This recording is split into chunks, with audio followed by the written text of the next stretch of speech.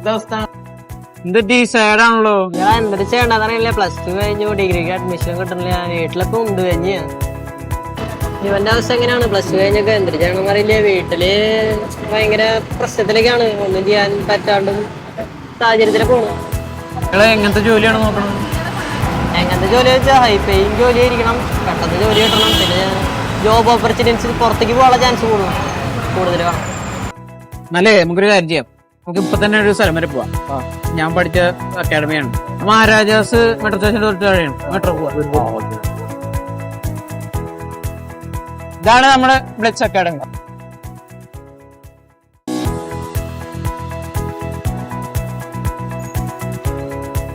Sir hi, how are you? Fine. ഇത് എന്നെ പഠിപ്പിച്ച സാറാണ്. ഇത് ഫ്രണ്ട്സാണ്. ഫ്രണ്ട്സാണ്. എന്താ പേരെന്താണ്? അശോക്. എന്ത് ചെയ്യുന്നു നിങ്ങൾ? ഡിഗ്രി കഴിഞ്ഞിരിക്കുകയാണ്. അപ്പോൾ നമ്മുടെ ആൾക്ക് പ്ലേസ്മെൻറ്റും കാര്യങ്ങളൊക്കെ കിട്ടിയൊക്കെ നിങ്ങൾ അറിഞ്ഞാണല്ലോ അല്ലേ? അപ്പോൾ നിങ്ങളൊന്നും പേടിക്കേണ്ട അറിയില്ല. നേരെ നമുക്ക് ഈ ഇൻസ്റ്റിറ്റ്യൂഷനിൽ ചേരുക, നമ്മുടെ ഫ്യൂച്ചർ സെറ്റാക്കാം. ഓക്കെ.